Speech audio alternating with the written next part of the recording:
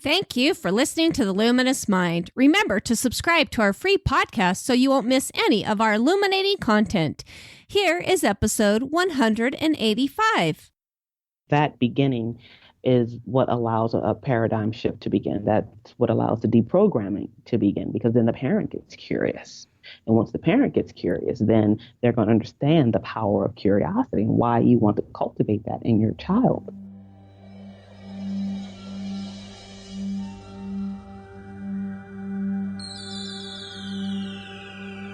Benjamin Franklin once said, "Do not curse the darkness, rather light a candle instead."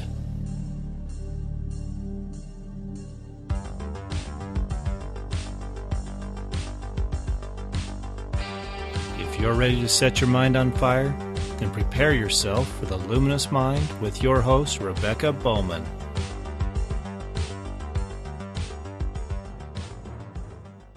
Today's fire starter is Zakkiyya Chase. Zakkiyya is an author, mother, and homeschooling consultant. She's also the CEO of Empowered Home Educators, which is a resource for families of color who are new to homeschooling. Welcome, Zakkiyya. Thank you so much for having me, Rebecca. It's going to be so fun having you on. I'm so excited. She's got a book out and she does mentoring, and I'm excited to hear about all of that. But before we start into any of that, would you please tell our audience a little bit more about yourself? Certainly. So I am a mother of one. He is now 5 years old. He reads on a fourth grade level and does first grade math. So it is very challenging for me as a parent to stay 5 steps ahead of him. But I enjoy every minute of being able to be hands-on in his life. My day job is that of a homeschooling consultant. I prefer to call myself a homeschool success coach because that really is more genuine to what I do. I'm more concerned with making sure that I'm giving the parents the tools they need to feel empowered and ready to take on the lifestyle of homeschooling, because it is indeed a lifestyle. Yeah. I was thinking about that word the other day of like what makes a successful homeschooling parent. And I really sometimes think it's just not giving up. What do you think about that? I mean, what makes the person successful? Or I love how you said empowered, you know? Yeah, absolutely. I would completely agree that it is that resilience that makes or breaks us in anything, really. You know, it's, are you willing to deal with the ebb and flow of daily life? Because even traditional school teachers have days where they're like, why am I here? I don't want to work here anymore, you know? Yeah. So you should anticipate that as a homeschooling parent. You know, it's not going to be all, you know, sunshine and roses, and that's okay. And that's actually the great part about it, because you're able to start each day anew. One of my favorite ways to start the day is to tell people happy new day, as opposed to just good morning or good afternoon. It's happy new day. You literally have a whole new day to start all over again and make up for any mistakes that happened yesterday. I love that. Empowering and to feel like you get a fresh start every day. Awesome. Well, go ahead and tell us a little bit more about like what your journey looked like that led you to discover what you wanted to do or what you're doing now. Did you always want to homeschool? Did you always want to be a homeschool empowering mentor? Tell us about that. Well, initially I had no plans to homeschool whatsoever. I planned on being very career oriented and living in a good neighborhood and making sure that there was a nanny available to escort my child to this great private school. And we would vacation, and eventually I would put them in boarding school, and it would be happily ever after, which sounds absolutely absurd now. But sounds like a fairy tale, right? Right. But in my early 20s, it just made perfect sense to me, you know? It all does in our early 20s. Yes, Awesome. Most definitely. But I definitely fell into it by accident. Several things happened over the course of my child's first 3 years that really solidified that, okay, I need to take his education into my hands and make sure that he's given the space and the care that he needs to thrive. Certainly, break down those things later on. Yeah. So you had him in school, and how did that I mean, tell me about it as far as all that Sure. breakdown goes. Sure. So initially, I'd had him in daycare. I was still working. I'd cut my work hours down a little bit. I was a job coach for individuals with physical and mental disabilities. Oh, cool. That's kind of where I first was able to try my hand at the idea of coaching and empowering other people to use their innate gifts. And so I really loved my job. I enjoyed everything that I did. And I worked really hard to make sure that, he was in a very good daycare. However, there were just chronic issues in terms of his ability to communicate, his ability to feel that he was heard. And I always felt as if he missed me more than was normal. There's totally the typical, okay, the child has to get used to it. They've been with a parent, there's that separation anxiety, but it went beyond that. It was just the general anxiety of, oh no, my mother's leaving me again, and I'm here by myself. Well, and did you see that anxiety increase? I mean, sometimes, there's some at the beginning, but then it gets easier. But sometimes when something's really wrong, the anxiety really increases. Exactly. And so, my son went from being, really bubbly and excited to having issues and almost being a problem child.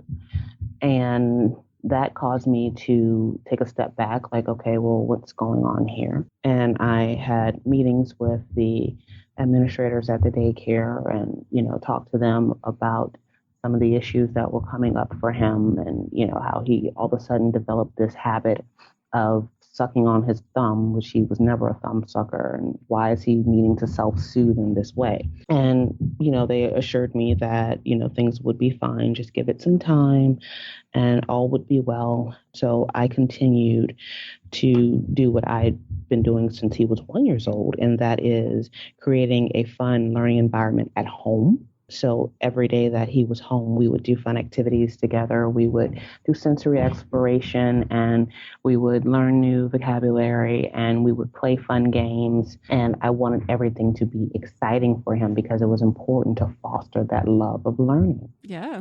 Well, at 2.5, he began fluently reading. He was reading books Holy from cow. cover to not just, sight words. He was fluently reading the books.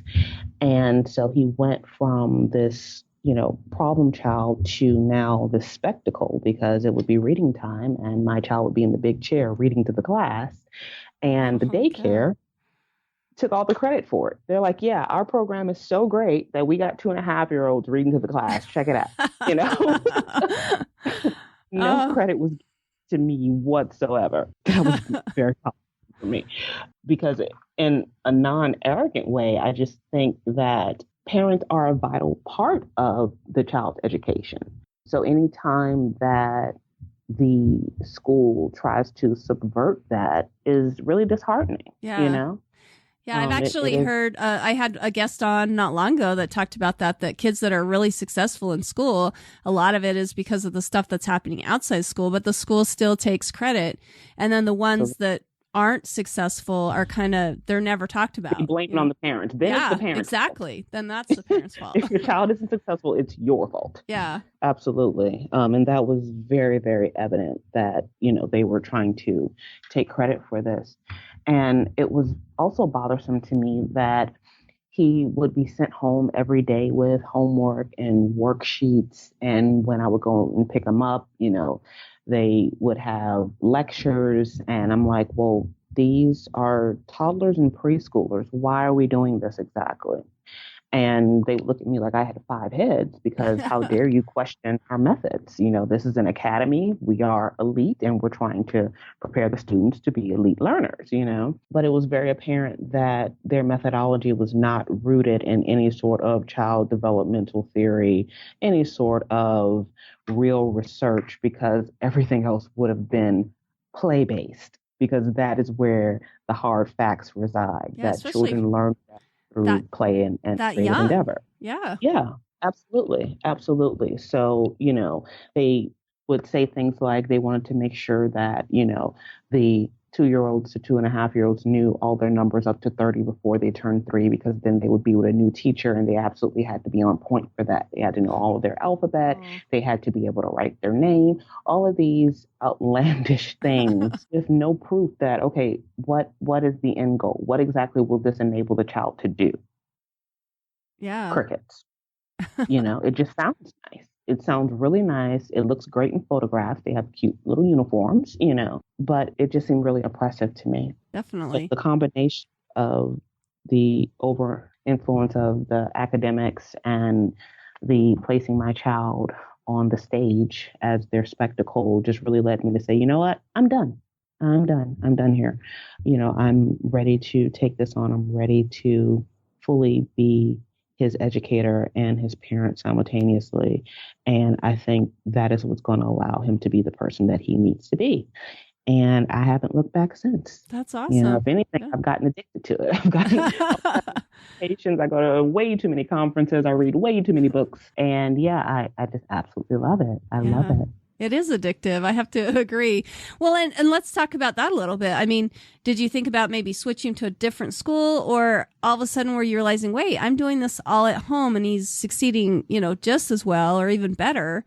I mean, what was the thought process behind actually choosing homeschool as the method? Great question. It definitely had to do with the fact that I was able to see the quote unquote fruits of my labor, that, this fun and play and game sort of led education was allowing him to grasp concepts and to think clearly and understand things and not just memorize facts. And so the concern was, okay, if I take him out of this preschool and put him somewhere else, how am I going to know that it's going to be better? And the tricky thing about moving kids from school to school is that you don't know that your school isn't a good school until problems arise. Yeah. And I didn't want to twiddle my thumbs until new problems began to arise. So I was like, well, if it isn't broke, don't fix it. Let's go from here. I've heard lots of success stories of homeschool families. It's a little intimidating, but you know what? Why not? What's the worst I can do? That's great.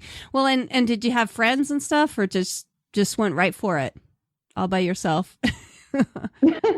Yeah, it was me on my own. Awesome. It wasn't until I joined some homeschool groups and some meetup groups that, I began to meet other families who were homeschooling as well. But yeah, initially it was totally That's awesome.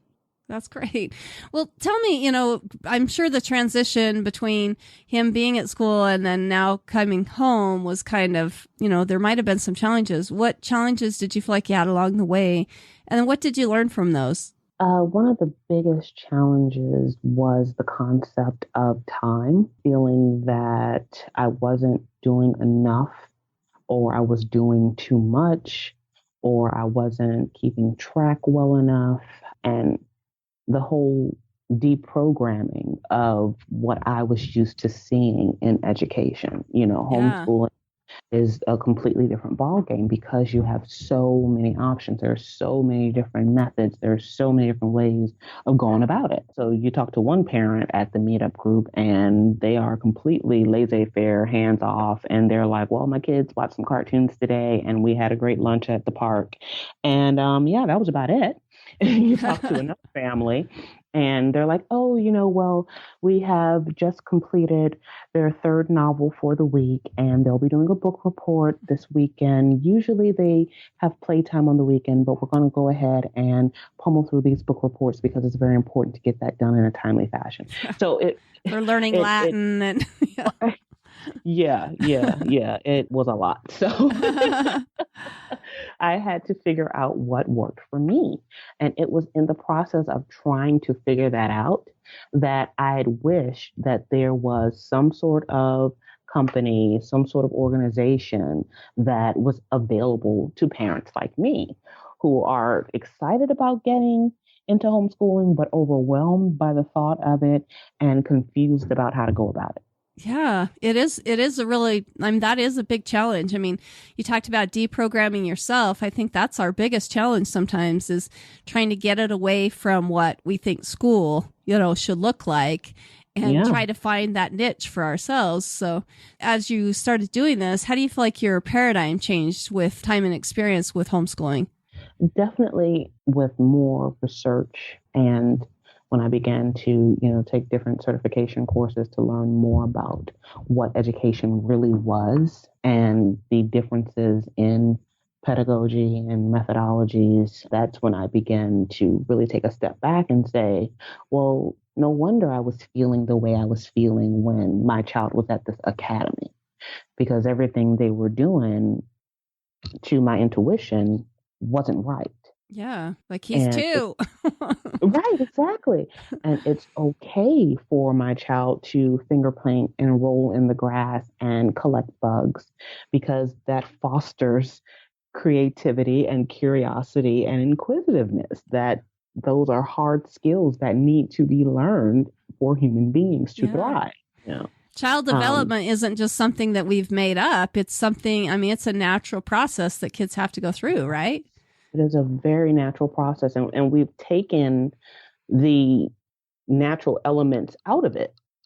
We now see kids as, these empty vessels that are little adults in training, and we need to pump them full of facts and information so that they can be productive as soon as possible. There are just so many things wrong with that sort of an approach, Yeah. so many When things wrong with that. Yeah, when we skip the child development, we actually harm them in a lot of ways. When we all of a sudden want them to be adults instead of being a 3-year-old and letting them do, as they're developing what they should be doing, then we really do them some harm later on in the future, for sure. Oh yeah, absolutely. And you begin to learn that there is a very interesting inverse relationship between the level of income and the strictness of the curriculum. The wealthier the family is, the more laissez-faire the curriculum is. You'll see a lot Really? of the elite putting their kids in Waldorf or Reggio Emilia and different schools like the Sudbury School, which is mind-boggling. It is a quote-unquote school that is devoted to unschooling. The teachers do not teach. The students decide what they're going to learn that day and how they're going to learn it. And the teachers are there just to supervise and make sure nobody gets hurt. That's pretty much it. But, going to a Sudbury school is going to run you $20,000 a year. Whereas, when you go to areas like the South Bronx and you're looking at low income minority neighborhoods, those kids are literally being groomed to be classroom managers and learning how to fill out job applications in fourth grade. It's just a completely different world, and one has no idea what the other is doing. Yeah. As Oh. opposed to being two sides of the same coin, they're just two different worlds. They don't interact. Well, I never knew that. I didn't know that, the higher up the economic ladder that people are, that they took more of a lax. I would have guessed it would have been the other way around, from from what anyway, so that's an interesting fact that you gave to us. But let's kind of talk about your book. She's written an awesome book called No Dream Deferred: Why Black and Latino Families Are Choosing to Homeschool. And I love this book because I really think that one of the goals for her book is that it, wants to give us a well-rounded view of the true reasons why Black and Latino families are seeking to homeschool their children, and to inspire curious families to take the plunge and embrace homeschooling as a means of restoring inquisitiveness, tenderness, and excitement into their child's education. I kind of want to talk about, first of all, the ethnic, why you wanted to really focus on those ethnic areas. And then also, I think this is just a book that a lot of people could, no matter what your ethnic background is, that you could really embrace this book and find some awesome tips in it and different things like that. But first of all, why did you write this book? What's the reason behind writing the book? I wrote the book actually to challenge my frustrations. I am, definitely a solution-based individual. If I see a problem, I want to find a way to either help out or correct it altogether. And I was getting bogged down in my research on education with seeing the constant terrible statistics about Black and Latinos and Black and Latinos and Black and Latinos. We were always at the bottom of every single statistic, no matter who was doing it, where, when, and why. And then on top of that, the overexposure of the social justice issues and the socioeconomic issues that are being blasted all over the media, issues that have existed for a very long time, nonetheless. Yeah. It's just a new experience to have it constantly thrown at you pretty much daily, and you kind of have to go out of your way to avoid the bad news and, the talk of predators and all that. And so I felt that, well, what can I do as an individual to contribute positively to the things that I'm seeing? It just hit me that, well, all of the families that I've met that homeschool are awesome and they are happy and their kids are joyful and their kids are brilliant and they can have the best conversations ever, no matter how tiny they are. And there's something to this. Yeah. There's something to this and people need to know. Well, and I think there's a myth out there. When I first started homeschooling, I had a person that was just not family member, not excited about it. And so they sent me all these emails of how, people that are homeschooling are basically white Christians who just want to protect their children, shield them from their children. And I think what I love about your book is you really open up to the fact no, tons of people are doing this and it is a viable option for you and your family, no matter what your skin color is. I love that. Yes, and no matter what your faith or non-faith, there are plenty of secular homeschoolers, but again, they don't have a voice because, as you've said, the religious right have the dominant voice when we talk about homeschooling. They have the biggest homeschool conferences. They get the most media coverage. They have the most books. And so it skews the view of what homeschooling really means. It definitely deserves to be reevaluated and allowed to have the space that it really deserves. Yeah. And so I wanted to do my part to kind of give it that. And so I focused on the Black and Latino families because I wanted something positive to be said.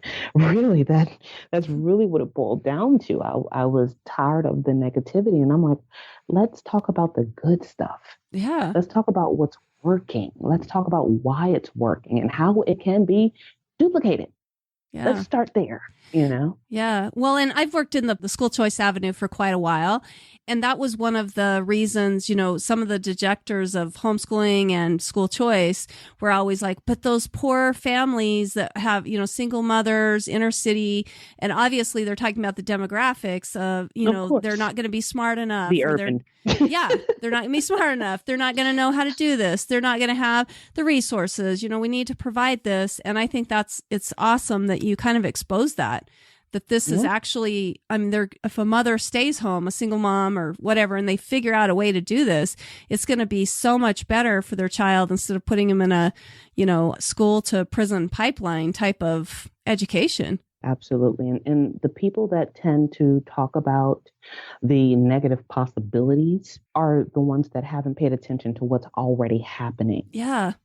Let's talk about that a little bit. Let's talk about, there's still discrimination in schools, right?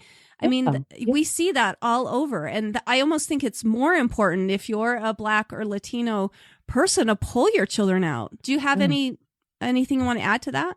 Oh, absolutely. I know for a fact that, everyone listening is not 100% going to be like, yeah, homeschool for all. But I'm biased and I'm going to speak from that bias. And, I sincerely feel that homeschooling allows the family unit to be fully developed. And by having a family-centered education where all decisions revolve around a family dynamic, the children are destined to do well. Because the number one indicator of whether or not a child is going to learn, to want to learn, to enjoy learning, is whether or not the person that is educating me cares and loves me. Oh, yeah. But my parents care enough for me, so that's no longer on the table. I might get upset that they're making me do work when I would rather watch TV, but nonetheless, I don't have to doubt their motivations. And that's one of the biggest issues in the school is that you have the majority of teachers who are coming from middle-class white families who do not even live in the areas that they teach. And they drive to this world, they attempt to relate to the world, and then they drive away from it. They have no full understanding of what that community is all about or why that community is suffering. Yeah. And when we take the students out of the school, we're forced to spend time in our communities to get to know our neighbors and to find ways for our teenagers to have apprenticeships and meet this person and that person. And we become a collective.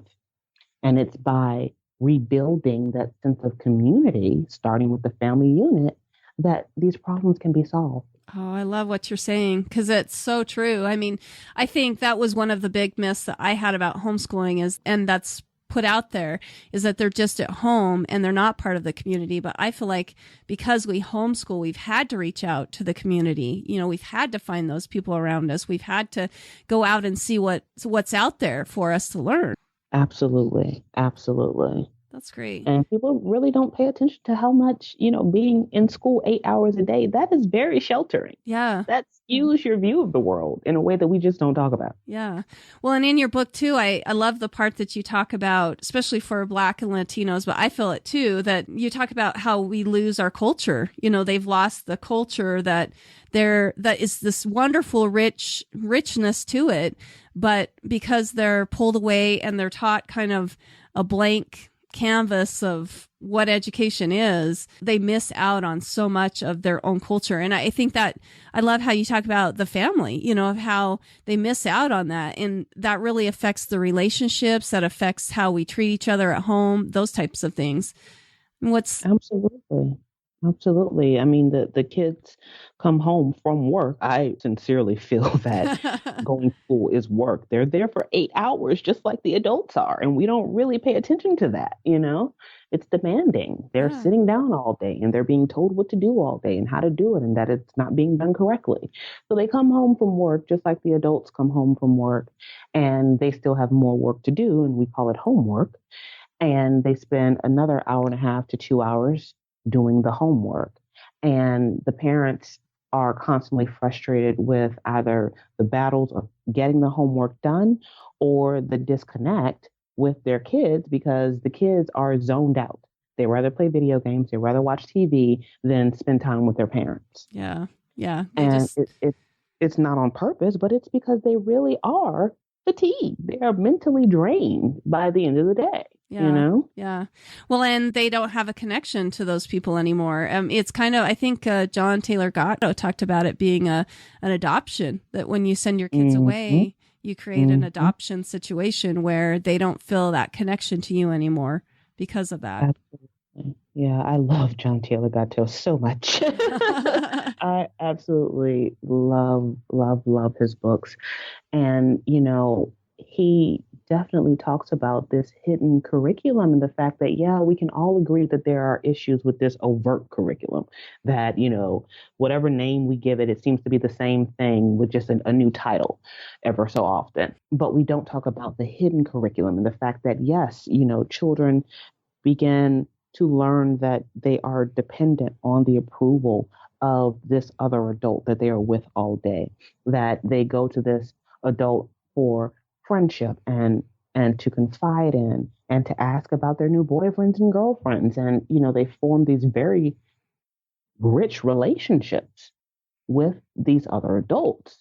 And they can a lot of times feel secure in that and come home and it's like, well, I really don't need that from you. Yeah, I don't need to listen to anything you say type of thing. Yeah. I'm good. My teacher's helping me to learn, and my teacher's also giving me, the emotional support I need when I need it, and I'm good. That's scary. Before we go on, let's listen to this message. Do you know a young person who wants to avoid student debt yet ignite their future? If so, don't waste your time going to college. Join the fire starters over at Praxis. Praxis combines an intensive 3-month professional development program and a 6-month paid apprenticeship with a dynamic growing company and guaranteed full-time job placement. No degree is needed to get started. Whether you're an ambitious go-getter right out of high school, a creative thinking college student who is bored sitting through classes, or a college grad looking for something better, discover Praxis. Get exclusive Firestarter information about Praxis by going to discoverpraxis.com/mind.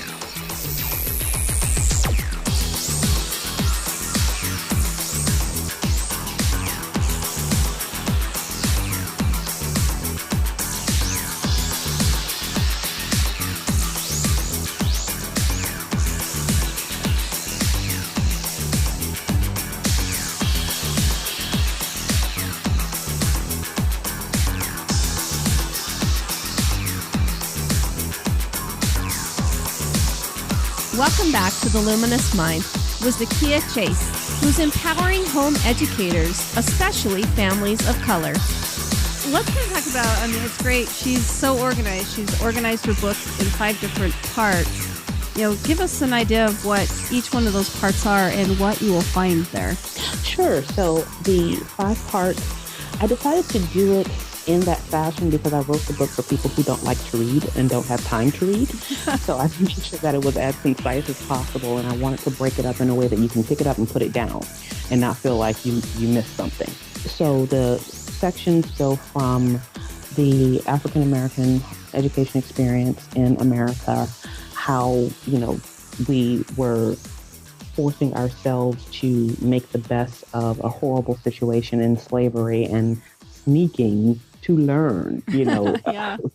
facing death sentences like in Louisiana at the time for being caught with a book. Yeah. It's mind-boggling to think about. That they had to have courage just to want to learn. Yeah. You had to have courage just to want to learn. And moving from that into the segregation era, where a lot of times we get the picture that the situation for the Blacks and Latinos was just so horrid because of this segregation that they needed to have integration and they needed to be put into quote unquote better schools. Yeah, that really opened my mind up to think that, because I thought before then their schools were not all that great, but they were being taught by people who understood them, who understood where they were coming from and all of that. And then they just kind of yanked those kids out of that situation and almost created a worse situation with desegregating the schools. Am I right on thinking that? Absolutely. And I wouldn't say they almost created a worse situation. I would just say that they did. They did. Because, as awful as it was to have this segregation and the lack of equality that existed there, you're absolutely right in that their instructors genuinely cared. Their instructors lived in their neighborhoods. Their instructors had relationships with their parents. Their principals would go to family funerals. It was very community based. And so they had a lot of support, and they were able to challenge themselves academically and to learn new skills and to have all these great extracurriculars simply by having that safety net of the people around me care. Yeah. And then when desegregation happened, they were yanked from that environment because the understanding was that it was unequal. So it was completely unsupportive and they weren't thriving in any way.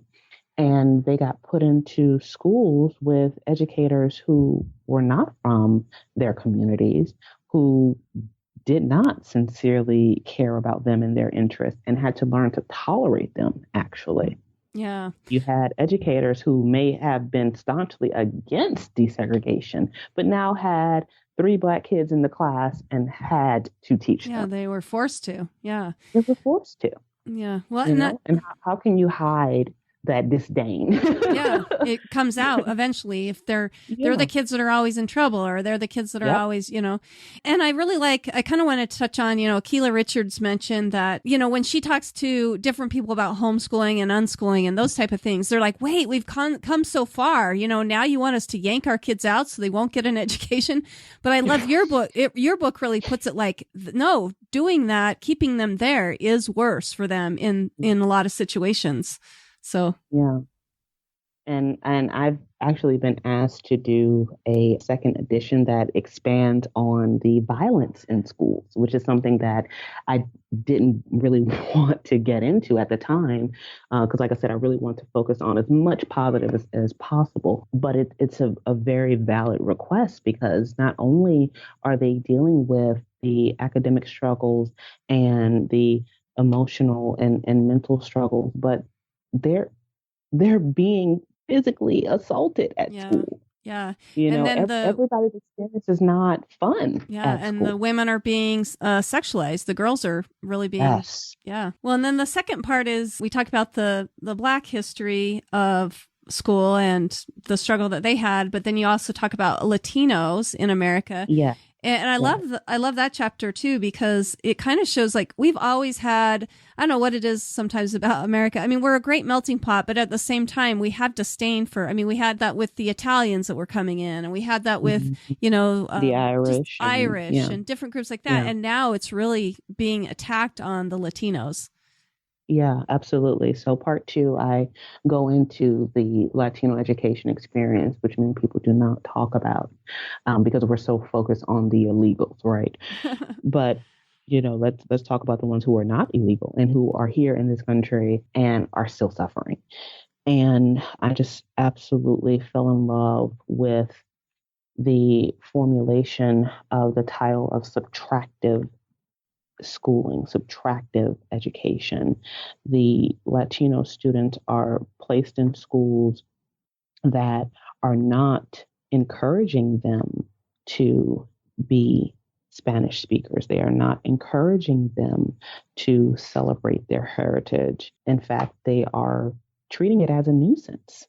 In the ESOL classes, you know, they are being force fed this: your heritage is not going to get you anywhere.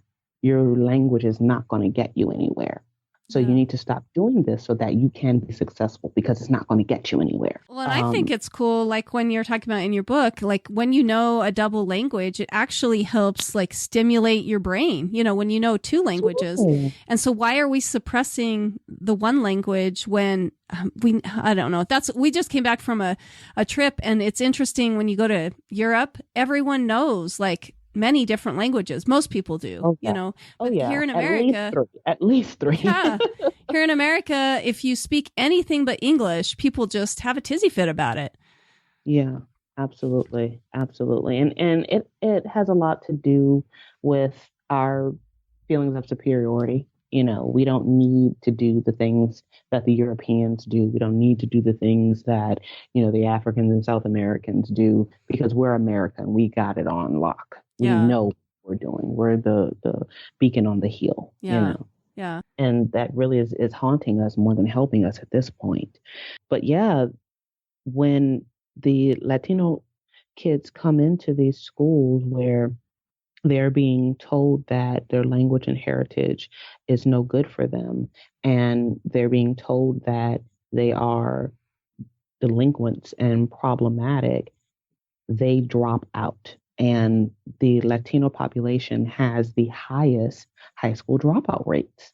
So the sad. highest. And so there's a real disconnect there that no one seems to be trying to fix.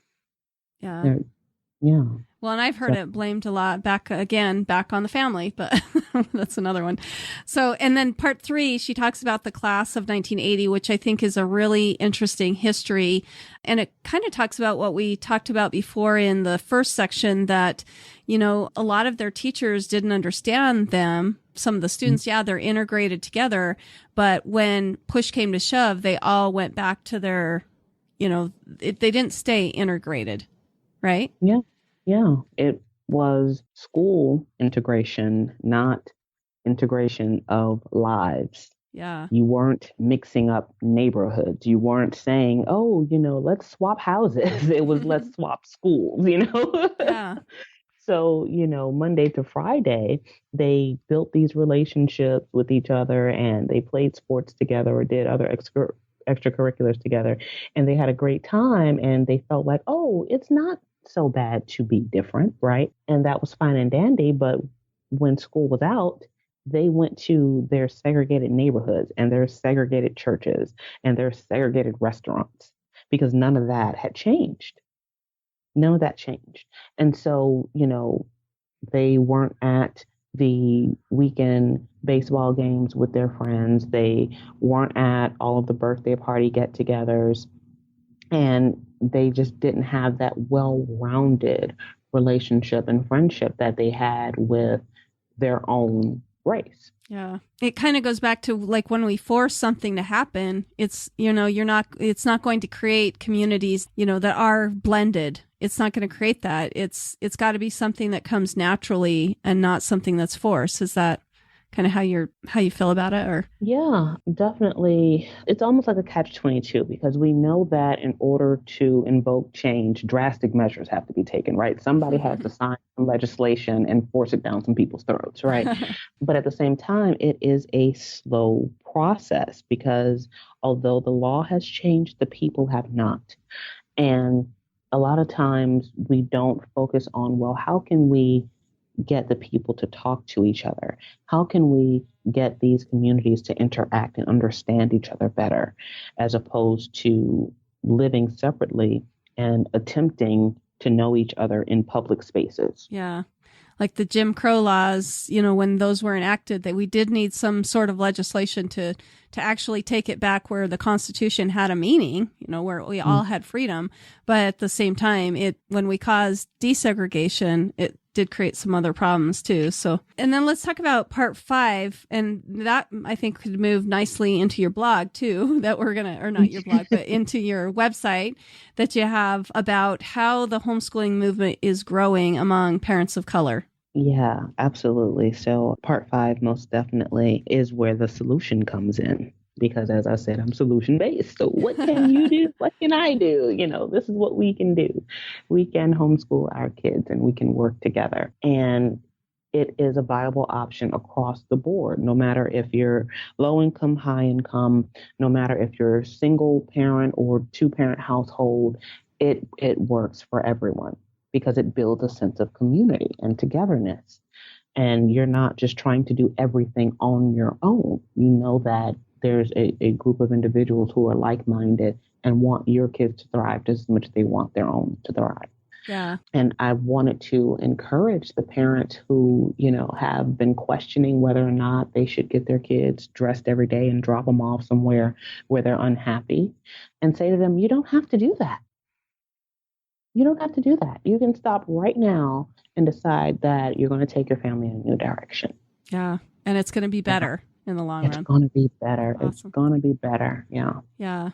Well, again, her book is No Dream Deferred, Why Black and Latino Families Are Choosing to Homeschool. It's excellent. I've got all kinds of markings in my copy. I absolutely loved it. But I get that a lot. Lots of highlights. Yeah, exactly. And like I said, it was really mind-boggling. I didn't realize the history there that, it's not talked about in school. I went to public school, so obviously I didn't learn some of the things that are in Zakkiyya's book.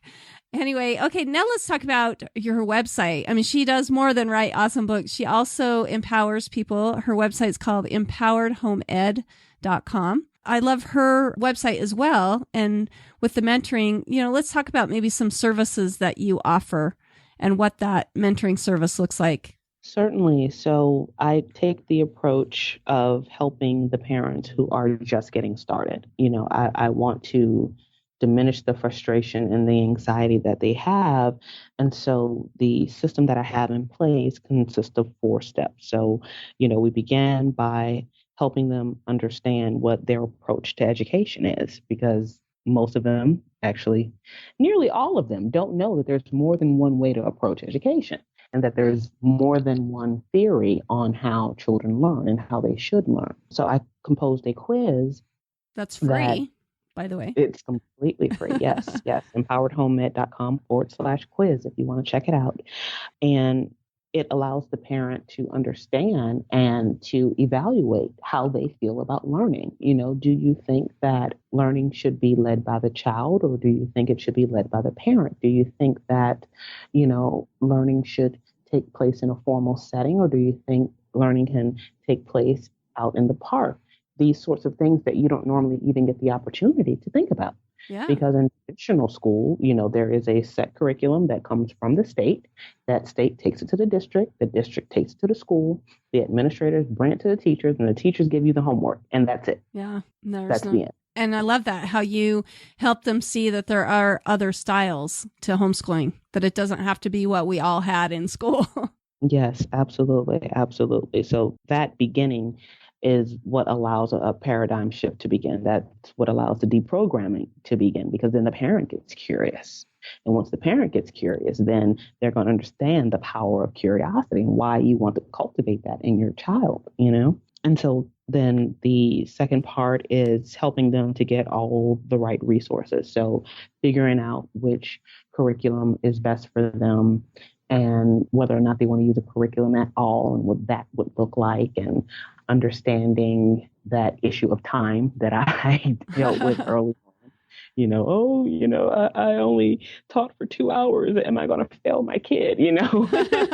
That sort of a thing. So making sure they have all that they need, learning that there are all kinds of ways to approach a subject. There are board games and there are activities and there are outings. There are so many ways that you can approach a subject that you're not limited to just worksheets and workbooks. So helping them to learn those things. And then they get the weekly coaching calls with me so that we can go through how the week went. We can troubleshoot any issues that came up, and we can emphasize the need for self-care for the parent, because you are now parent and educator. So you have to make sure that you're making time for yourself. Yeah, super important. We forget that one. Yeah, absolutely. We really do. And I'm guilty of it myself. You think, oh, I'll get to it, but I literally have to, in my calendar, set blocks of time, self-care, shut it down, self-care, And then lastly, it's, building those connections and getting into the community and learning how to get involved with other homeschooling families and other community leaders.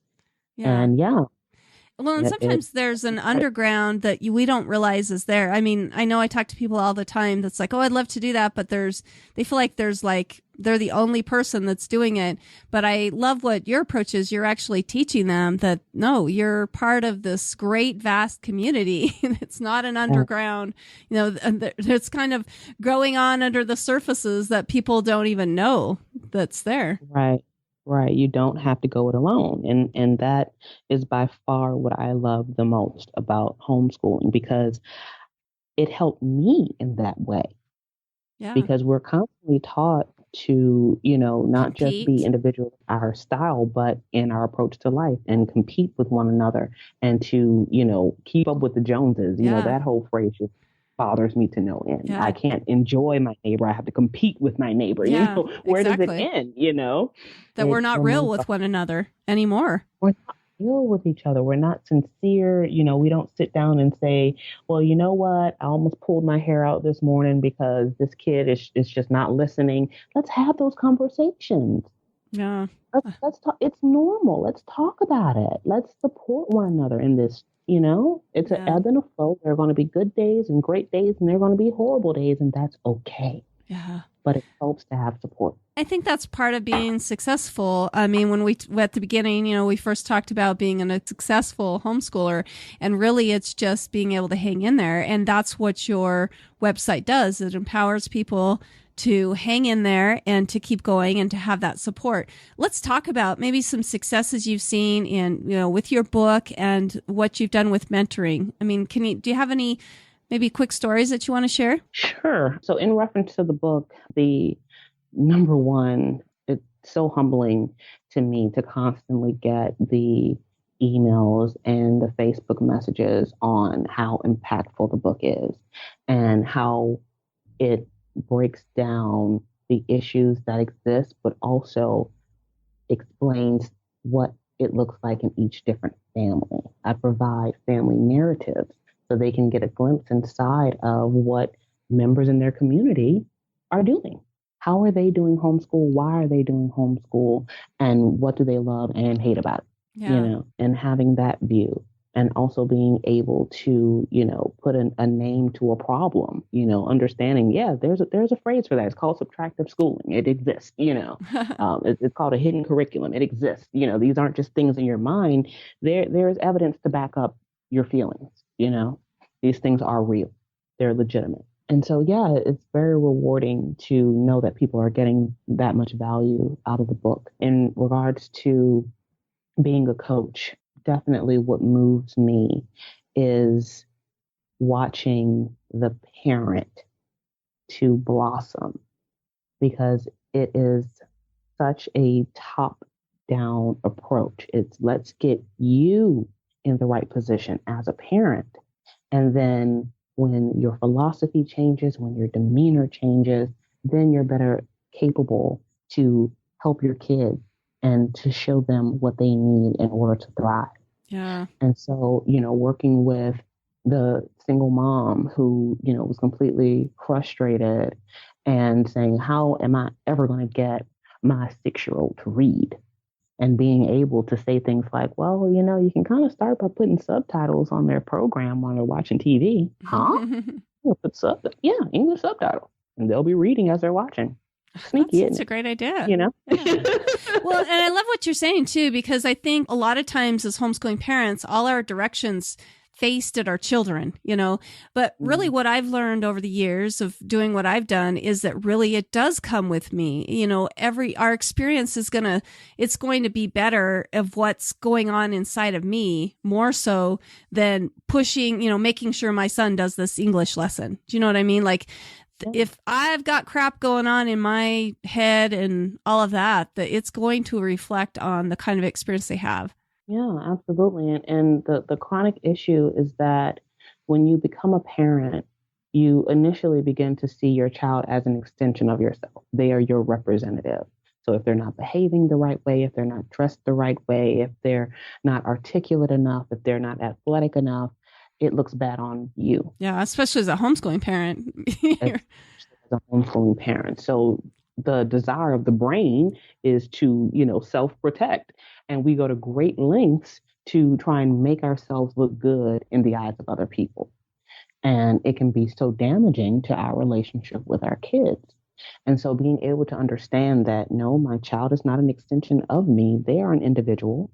They have their own hopes and dreams in life. And my goal is to give them the tools they need to be self-starters, to be compassionate, to be good at self-advocacy and negotiation, and can navigate their lives. Yeah. Because yes, I can talk all day about, you need to go to college and get a job, but I know for a fact that you might get to college and drop out because you can't afford it, or you might get to college and sleep through classes and fail. Or you might get to college and go, what in the hell am I doing here? Right. Or you might change your major 3 times because you still try to understand what career is attached to said major, and that you can get the degree and still not get hired at the job that you thought you would get hired at. And so now you're having to, be a waiter on the weekends, and you're having to, possibly work a side gig, driving Uber in order to make ends meet. And that wasn't the plan. So we have to let go of this predetermined future for our children. Yeah. And that has been fed to us like crazy in the public school of what success looks like, as far as how much schooling they get. Isn't it interesting how it all goes back to public school, this place that we claim to love so much? Yeah.